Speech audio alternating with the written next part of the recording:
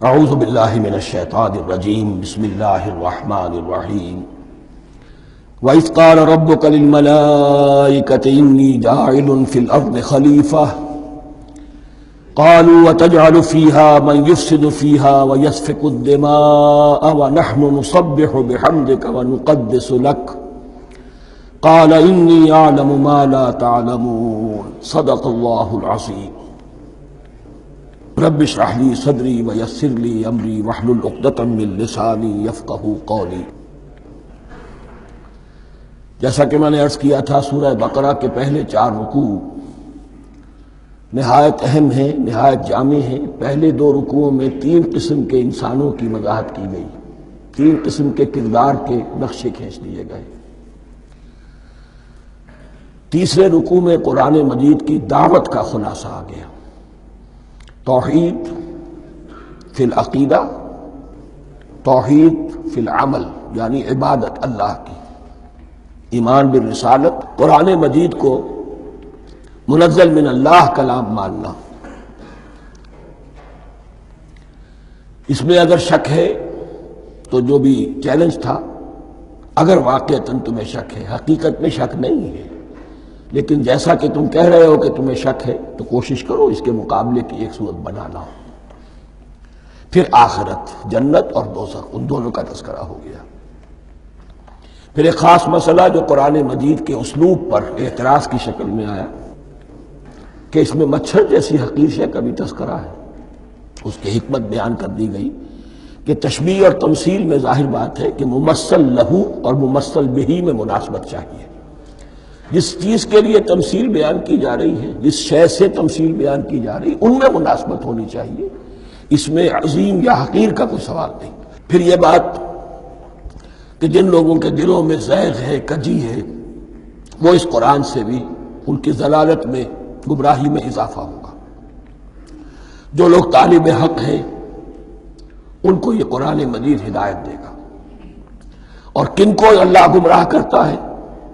جو سرکش ہے، جو نمبر 1 اللہ سے جو عہد کر کے دنیا میں آئے تھے اس کی خلاف ورزی کر رہے ہیں اور صلہ رحمی کے بجائے قطع رحمی کرتے ہیں۔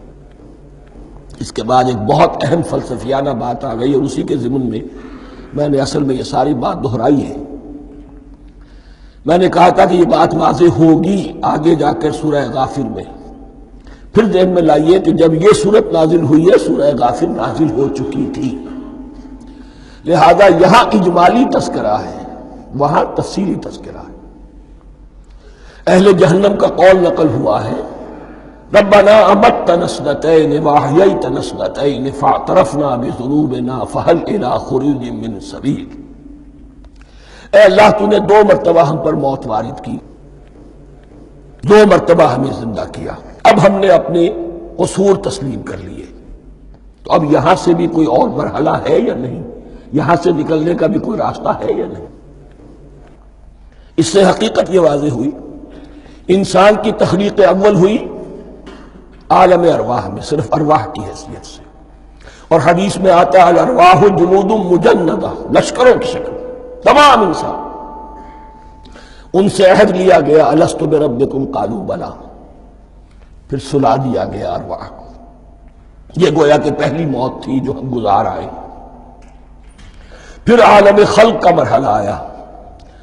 عالم خلق میں یہ تناسل کے ذریعے سے رحم مادر میں جب ایک جنین تیار ہوتا ہے تو ایک حدیث ہے حضرت عبداللہ ابن مسعود سے، 4 مہینے کا جب جنین ہو جاتا ہے تو اس کے بعد وہ روح لا کر اس میں پھونک دی جاتی ہے۔ یہ گویا کہ احیاء اولا ہو گیا، پہلی مرتبہ کا زندہ کیا جانا، پہلی موت کی نیند سے جگا دیا گیا۔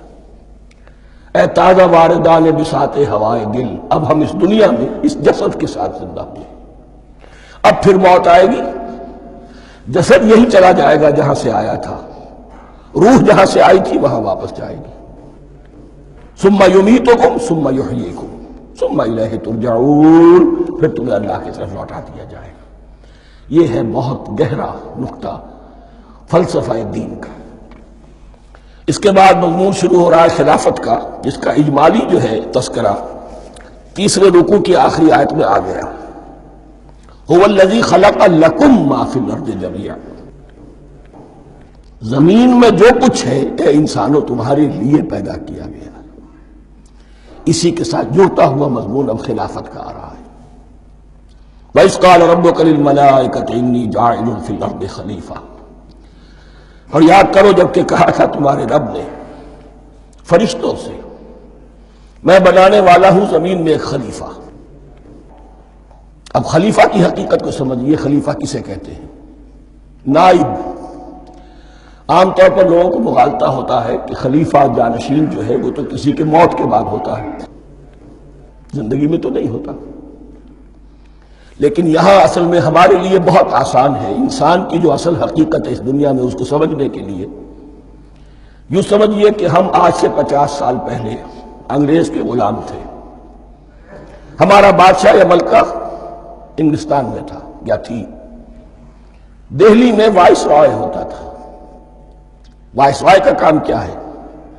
جو حکم آیا ہے ہز میجسٹیز گورنمنٹ کا یا ہر میجسٹیز گورنمنٹ کا جو حکم آیا ہے بلا چون و چرا، بغیر کسی تغیر اور تبدل کے نافذ کرے۔ ہاں جہاں کوئی حکم وہاں سے نہیں ہے تو یہاں کے حالات میں بہترین اپنی رائے قائم کرے، غور و فکر کرے، یہاں کی مصلحتیں کیا ہے، جو چیز بھی امپائر کی مصلحت میں ہو اس کے مطابق فیصلہ کر سکتا ہے۔ بین ہی یہی رشتہ ہے، اللہ ہے لیکن اللہ نے اپنے آپ کو غیب کے پردے میں چھپا لیا ہے۔ زمین پر انسان ہے، اب انسان کا کام یہ ہے جو ہدایت آ رہی ہے اللہ کی طرف سے اس پر تو بے چون و چرا عمل کرے۔ جہاں کوئی ایکسپریس ہدایت نہیں ہے، کوئی واضح ہدایت نہیں ہے، وہاں اپنے بیسٹ ججمنٹ کو ایکسرسائز کرے، اسی کا نام اجتہاد ہے۔ غور و فکر کرے، سوچے، اور جو بات روح دین کے زیادہ سے زیادہ مطابقت رکھنے والی ہو اس کو اختیار کرے۔ بین ہی یہی رشتہ ہے در حقیقت، رشتہ خلافت کہ جو اللہ اور انسان کے مابین ہے۔ اب یہ جو دی گئی ہے یہ حیثیت تمام انسانوں کو دی گئی ہے، پوٹینشلی ہر انسان اللہ کا خلیفہ ہے، لیکن جو اللہ کا باغی ہو جائے، جو خود حاکمیت کا مدعی ہو گیا، گویا کہ وہ باغی ہے۔ اب اگر شاہ جہاں بادشاہ تھا، اس کا کوئی ولی عہد تھا، اور ولی عہد جو ہے صبر نہیں کر سکتا، اپنے باپ کی زندگی ہی میں بغاوت کر دیتا ہے، حکومت حاصل کرنا چاہتا ہے، تو اب وہ کیا ہے؟ واجب القتل ہے۔ جو لوگ بھی حاکمیت کے مدعی ہو گئے، ویسے تو حقیقت واجب القتل ہے، لیکن دنیا میں مہلت دی ہے اللہ نے، یہ دار الامتحان ہے، فوراً قتل نہیں کرتا، فوراً ختم نہیں کرتا۔ وَلَوْلَا كَلِمَةٌ سَبَقَتْ مِن رَبِّكَ إِلَىٰ أَجَلٍ مُّسَمًّى لَقُضِيَ بَيْنَهُمْ، اگر یہ پہلے بات طے نہ ہو چکی ہوتی، ایک وقت معین تک کے لیے انہیں مہلت اللہ نے نہ دی ہوتی تو اللہ فیصلہ چکا دیتا، لیکن مہلت دی ہے۔ لیکن کم سے کم اتنی سزا ملتی ہے کہ اب وہ خلافت کے حق سے محروم کر دیے گئے۔ گویا کہ اب خلافت دنیا میں ہوگی خلافت المسلمین، صرف وہی شخص کہ جو اللہ کو مانے اپنا حاکم مطلق، وہ خلافت کا اہل ہے۔ تو یہ چند باتیں خلافت کی اصل حقیقت کے ضمن میں یہیں پر سمجھ لیجیے۔ وَإِذْ قَالَ رَبُّكَ لِلْمَلَائِكَةِ إِنِّي جَاعِلٌ فِي الْأَرْضِ خَلِيفَةً قَالُوا أَتَجْعَلُ فِيهَا مَن يُفْسِدُ فِيهَا وَيَسْفِكُ الدِّمَاءَ وَنَحْنُ نُسَبِّحُ بِحَمْدِكَ وَنُقَدِّسُ لَكَ۔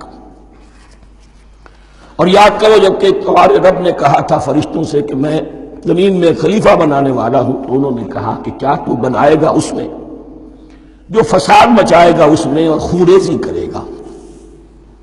وَنَحْنُ نُسَبِّحُ بِحَمْدِكَ وَنُقَدِّسُ لَكَ، ہم آپ کی تسبیح اور تحمید اور آپ کی تقدیس میں لگے ہوئے ہیں۔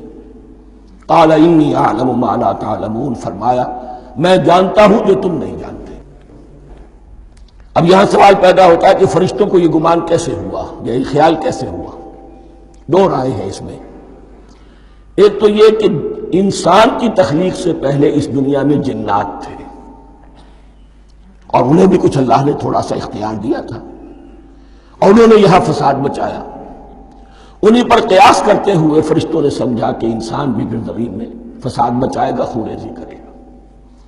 ایک دوسری اصولی بات یہ کہی گئی ہے کہ خلافت کا لفظ جب استعمال ہوا تو اس کے معنی ہے کہ کوئی نہ کوئی اختیار بھی ملے گا. جنات کے بارے میں خلافت کا لفظ کہیں نہیں آیا، انسان کے بارے میں آ رہا ہے. خلیفہ بالکل بے اختیار نہیں ہوتا، جیسا کہ میں نے عرض کیا جہاں واضح حکم ہے تو اس کی تو تنفیذ، جہاں نہیں ہے وہاں اپنی رائے سے جتنا بھی بہتر سے بہتر سوچ سکتا ہو انسان رائے قائم کرے. یہ اختیار جو ہے ظاہر بات ہے جہاں اختیار ہوگا صحیح استعمال ہونے کا بھی امکان ہے، غلط استعمال ہونے کا بھی امکان ہے. اختیار تو بلکہ یہ کہ آپ کا پولیٹیکل سائنس کا تو ایکسیم یہ ہے authority turns to corrupt and absolute authority corrupts absolutely. تو ٹینڈنسی کرپشن کی ہوتی ہے اختیار کے اندر. اس بنا پر انہوں نے قیاس کیا کہ اس میں فساد ہوگا، خونریزی ہوگی. اللہ تعالیٰ نے فرمایا اپنی حکمتوں سے میں خود واقف ہوں، میں کیوں بنا رہا ہوں یہ میں جانتا ہوں، تم نہیں جانتے. صدق اللہ.